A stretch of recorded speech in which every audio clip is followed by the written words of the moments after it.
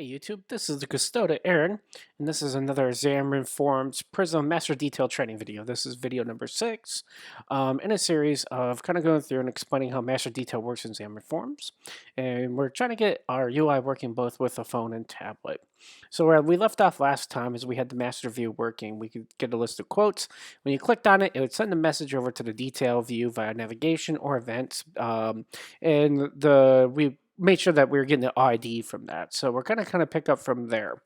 Now, of course, as always, I highly recommend going out to github.com, and the link should show up here magically in the recording there. Go there or in the notes below in the video and grab the latest version of the code. This is video 6. So if you want to kind of code along with me as I'm coding, you'll want to start in the start folder under video 6. And if you just want to kind of follow along with the finished solution, then you'll go to the end folder and or the finished folder, and we'll open up the solution from there, and that has everything already typed in, and you can just kind of watch along to see how I got there. So to start out with, we got our quote detail page view model up and running here. And right now we just have a title of author quotes. And underneath here we got a unnavigating to, which this is where we're sending our ID parameter in order to pull it out. Now, if you remember right from our last video, we had a repository, and the repository pattern was basically built to give us some quotes. And we really don't necessarily care how that repository was built. We just know that if we consume it, we can go get some quotes. And so we have an author ID. What we'd like to do is say, hey, for each one of those authors, let's show the quotes for that author. So that's pretty easy.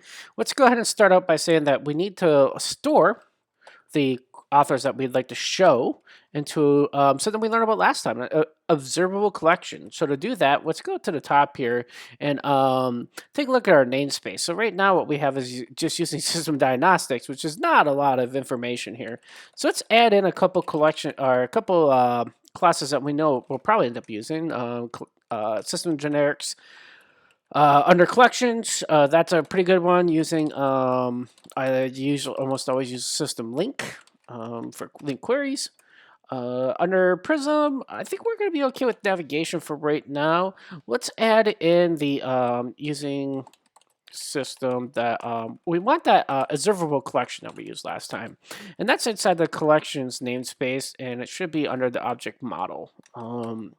And that's a special namespace by Microsoft made for these kind of cool things. And so before we can get a one of these observable collections, we need that repository guy, so or gal, and let's go ahead and grab a pointer to it then. So how I like to do this is with a private read only that I'll pass via injection into the constructor. Now the cool thing is that we set that up last video. So if you don't know how Unity works, and you're not sure how this, how we're gonna get this all working, then you should go watch the last video as a refresher if you don't remember how this all works. That's perfectly fine. We don't have the namespace for that yet, so that's going to complain. So let's go ahead and right click here, say quick fix. And oh, I've got it spelt wrong. Let me grab it from a different, yeah, it's quotes, not quote. Let me grab it from there. That should get it right. And let's do it now. So turns out it is plural, not singular. And we got a quotes repository. Now, of course, that wouldn't do any good. We kind of need one of these passed in order to use it. So let's go ahead and do a comma after navigation service in our constructor signature.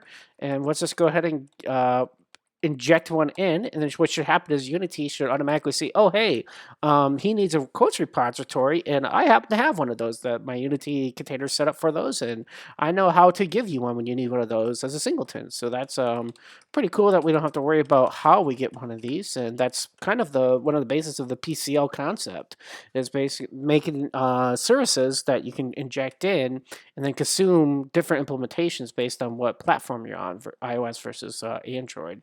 So this is a very key concept of this ability to inject these guys in and be able to do stuff with them based on what we got coming in. So now we have a copy of that repository. We'll be able to eventually pull these little quotes off. So let's do the pattern that we always pretty much do in Xamarin Forms with master with our view models and our views, and that is to actually make a private observable collection. So let's go observable collection. We're going to make that of quote, not quote repository, just quote. And let's call this author quotes for lack of originality. These are a bunch of quotes from a author. Let's go ahead and do a quick fix on the quote variable because obviously we don't have the namespace for that.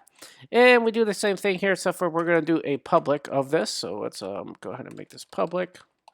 Cheating by copy and pasting some stuff here. And we'll make this capitalized. And then we'll just do our brackets here. And we need to go ahead and set our getter and setter. We're going to return our author quotes. That's weird. TeleSense is not working again. What do I got going? Oh, I've got a semicolon at the end of the line there. That's causing Spidey senses and side of TeleSense go crazy here. So we always use the set property, and we pass a reference to our object and want the value. So and that's how we set it. And like I said before in the prior video, this is all that set properties. It has to do with events, so that whenever the property changes, an event will fire off, and so that way our view knows that, oh, hey, this thing changed. Now, we've got the author quotes there. We'll use the repository to fill them, but we probably should also get a copy of the actual author that did this because we have the ID, but we probably want to keep track of that so that we can maybe update the navigation bar, for example, to show us who the quotes are from, because otherwise just seeing a bunch of quotes, you'd be like, okay, well, I can't remember who I selected if you're on a phone. So we probably definitely want to display the author. So let's go ahead and just make a private variable called selected author, and we'll kind of make that also observable.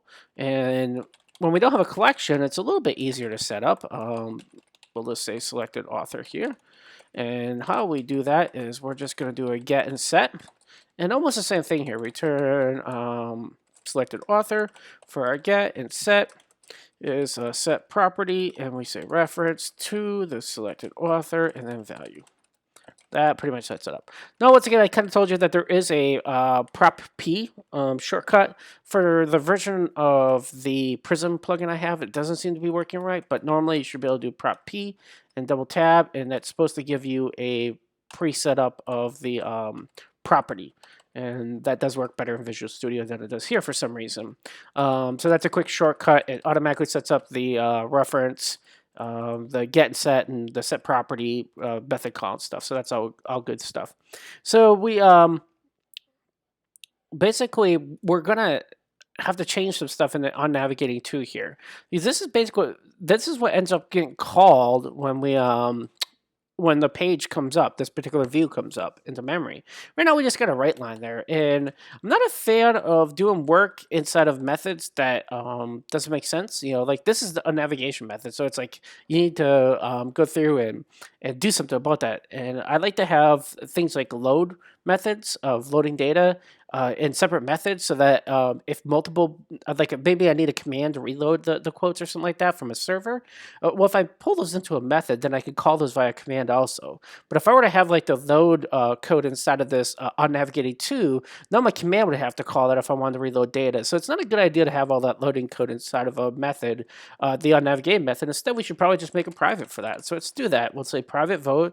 We'll just call yeah, we'll just call it load author quotes, I guess, for lack of originality here. And we, of course, need a int of an author ID in order to do that. And let's go ahead and open and close this. And then what we'll just do over here, up here, is we'll just call this method. And there's multiple ways. We could have told it to generate the method name, but I guess I wasn't thinking. Just got home from work a little bit ago, so from my first job, so not necessarily thinking all that straight here after 9 hours of straight coding than to come do videos. But love doing the videos, and we'll continue to do that. So let's take a look at that. Since we have the author ID, we want two things. We want one, the author, and then we want the quote. So let's get the author first. That seems like a valid thing we should do. So what's all this stuff is built into the code repository. We should just be able to consume it. So let's look for a method that would seem like it would get that. Now, if we take a look here, we have a get author by ID. It returns an author, and we send an author ID. That seems like that makes sense. So let's pass that in, and that should get us our selected author. Now, we should probably make sure that the author is valid, because we can't pull quotes for it if the author is not valid. So we can just say we can check the selected author to make sure it's not null. And if it's not null, then we're making the assumption that, oh, okay, we got a legal author. Now, of course, when this is all hard coded in the app or coming from a file on disk, you pretty much know it's this case. But if you have a web service, maybe this thing failed. Your repository called a service that's calling some kind of web service and it failed for some reason. Well, then you're not really sure if the author came back no or not. So, and sometimes you have an envelope object that's called where you maybe have the author, the information, but it's wrapped around an envelope where it also gives you an object if there's errors, for example. So you may have to check that error thing and stuff. So there's many reasons why you'd want to do an if statement here to kind of make sure that the data you got back sounds great, is good. So we're also going to do another thing. We talked about it earlier. Now that we have the selected author, we can actually show that in the navigation bar, which would be kind of cool.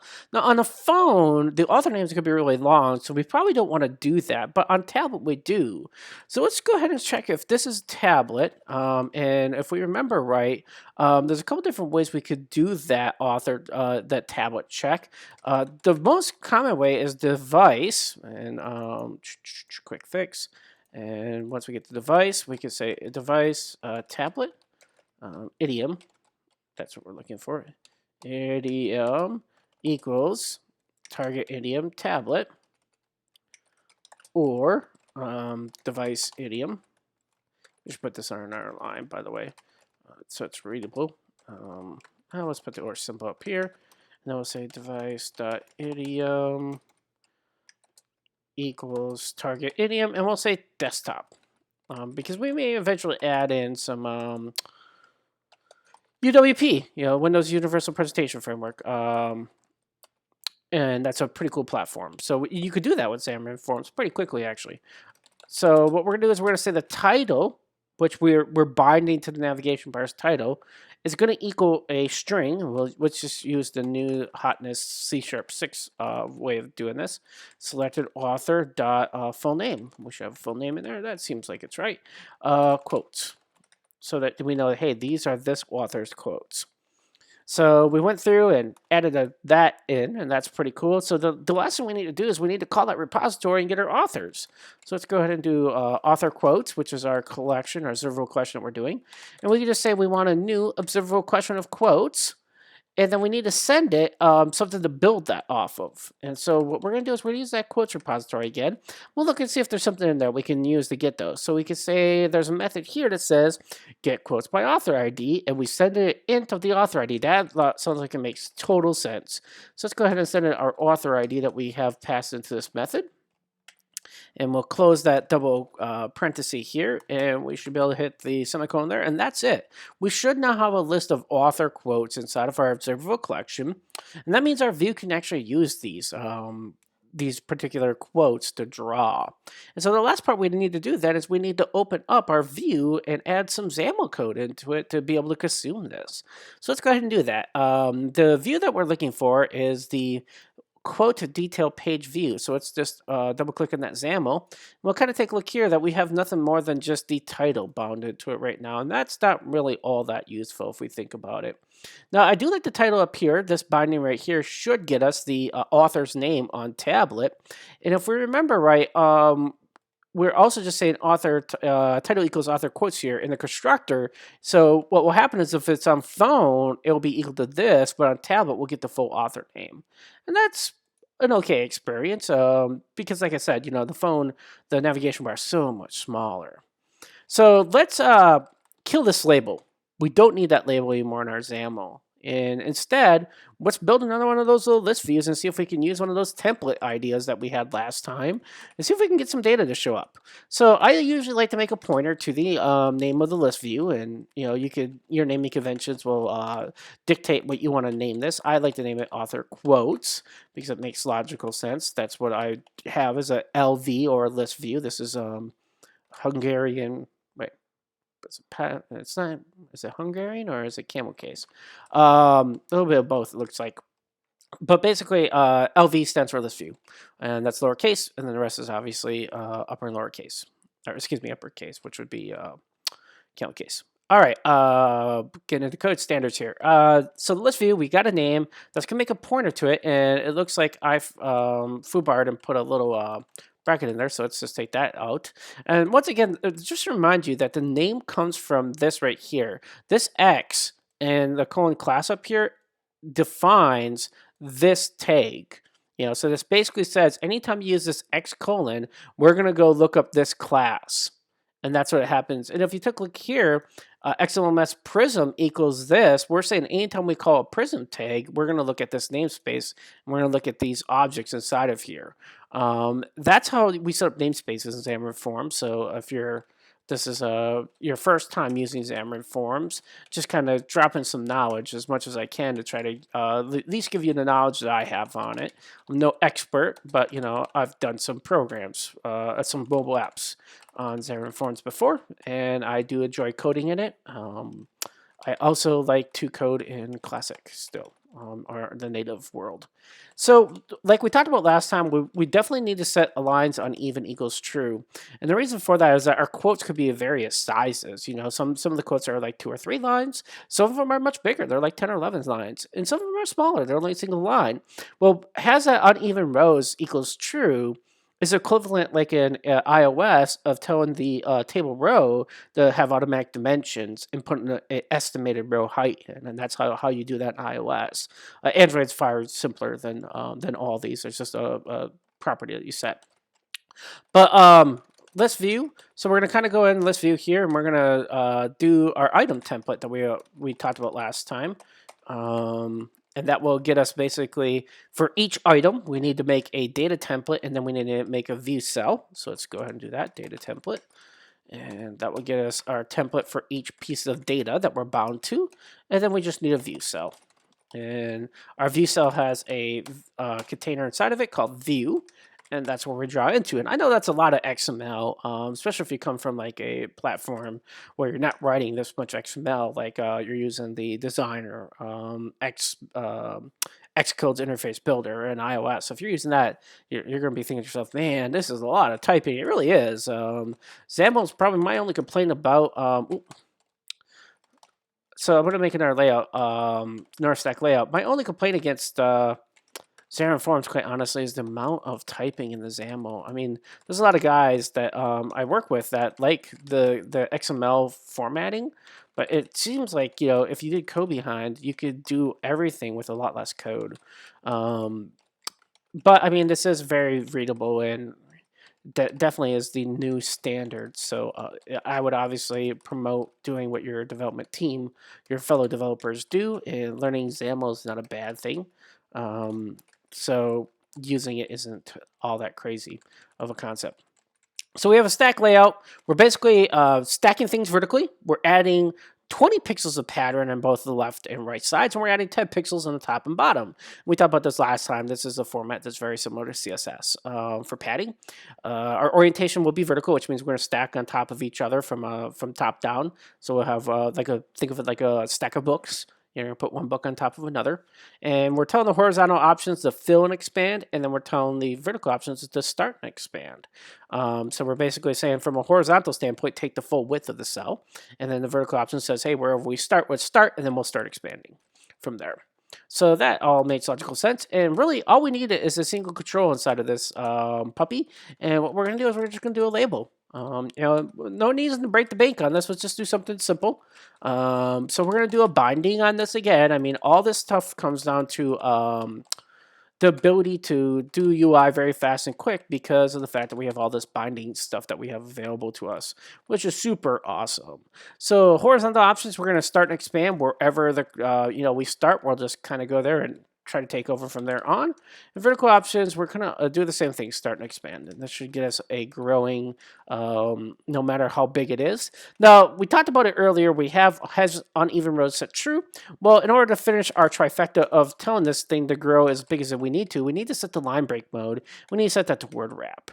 And there are other options in here. You can see here, character wrap, head truncate. Head truncate would be at the beginning. Middle truncate would be towards the middle. Obviously, truncate would be at the end. When you truncate, you usually get little elliptics, the little period guys or gals. No wrap says no wrapping. It's just going to be one big long line, and then at the end it just stops. Obviously, we have a character wrap and a word wrap. We like word wrap because that keeps all the word together before it wraps to the next line. A character wrap would get you a dash, in the word. Say, for example, the word Aaron. You may get AA dash in the next line RON for the last part of it, and so that's how those work. Let's go ahead and close this out. and that should get our labels finished up. So that we basically went through, set up a in our view model. Let's kind of go look here again and make sure we understand what we did here. We got a observable collection of quotes, of author quotes. We also have a selected author. We went in, and after we got our message that said, hey, we should come out to live, we checked our parameters that we created and made sure that we got the ID out of it. And then we called a method that actually said, let's load not only the author that was set in, but let's also load in a collection of those quotes based on our author. This should be all we need. So let's go ahead and just hit the run button here, and let's start debugging and see if how close we are to our UI from what we started with. Of course, the simulator does take a few seconds to start up, and I'm always trying to figure out, okay, what am I going to talk about in order to buy time here while the simulator kind of boots up and stuff. Fat simulator today. But we should hopefully kind of come up here pretty quick here, and we can start taking a look at what we got. So we can see here our pictures are loading. And remember, we did that last time. We set up the pictures to lazy load in. Or not lazy load in, but they basically load from Wikipedia, which is really kind of cool. And I think a perfectly viable way of doing this. And we got our different authors here. So let's go ahead and just click Steve Jobs, one of my favorite people in the world. And we crashed. And the reason why we crashed is the resolution.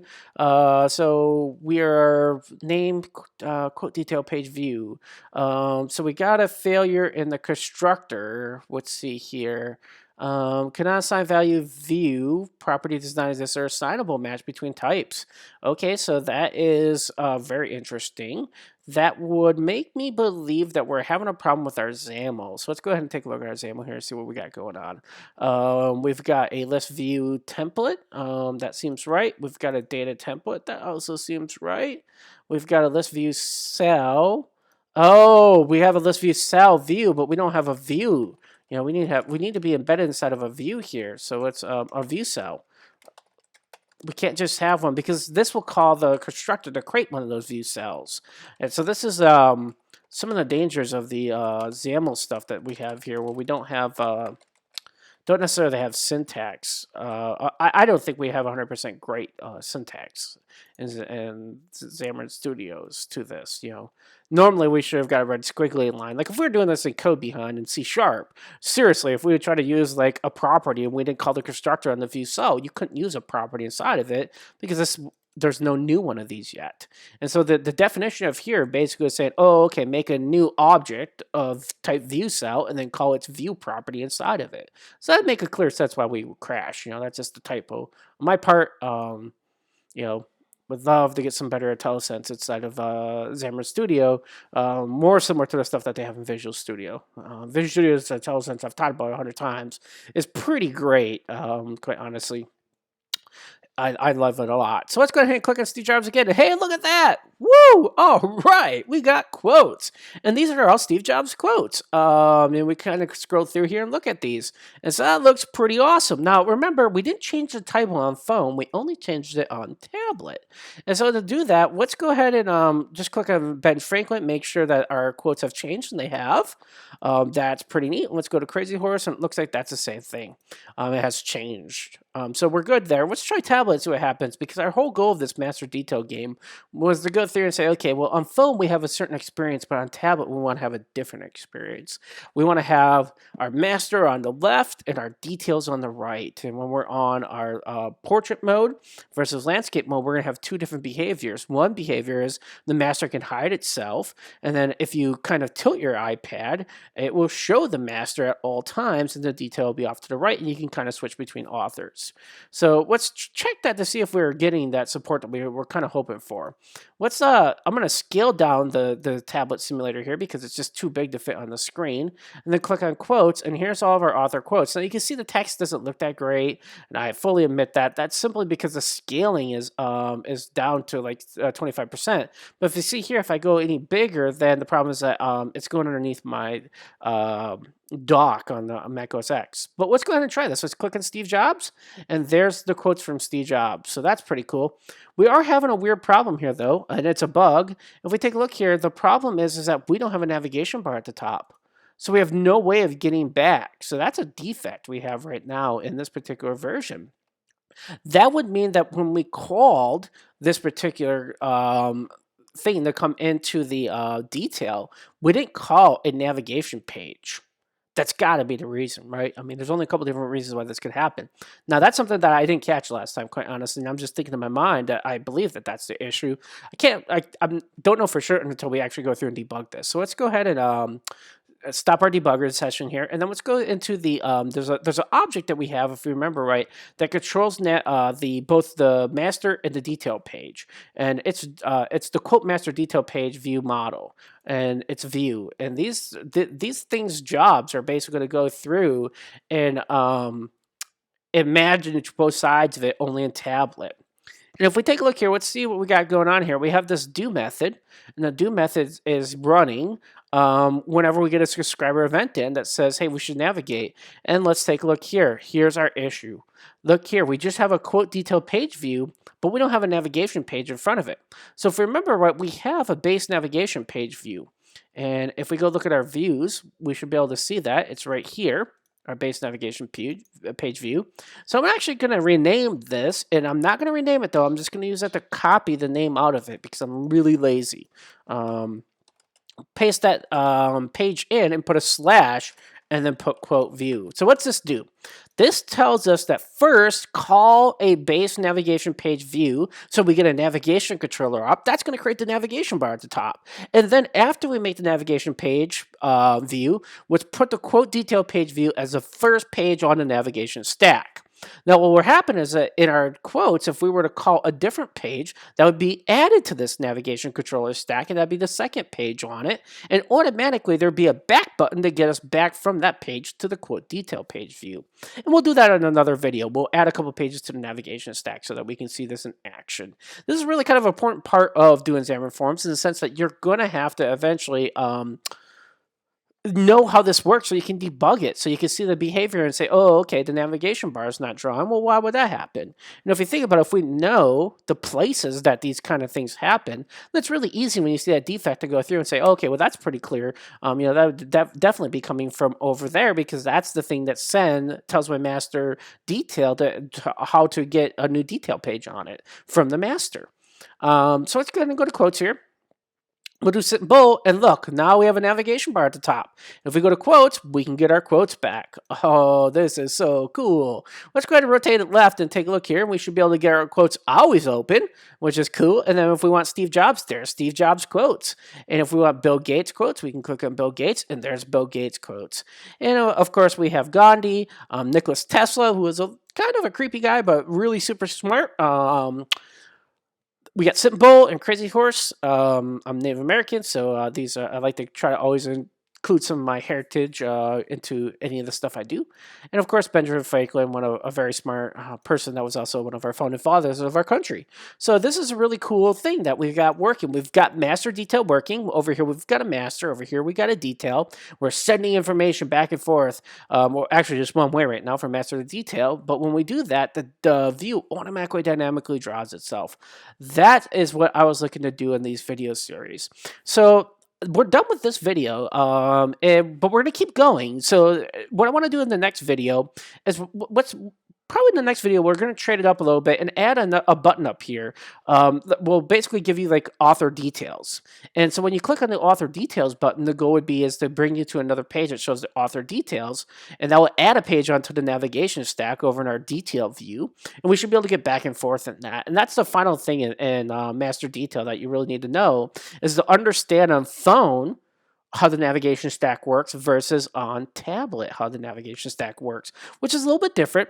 In phone, it pretty much works like you've always coded Xamarin Forms. However, in tablet, we have to kind of send messages to the person that's controlling the detail view to tell them, hey, bring a new view on. Now, once the view is on, if this view model makes a navigation, it's going to automatically just get added on top of the current view it's on. So it's not as tricky as it really sounds.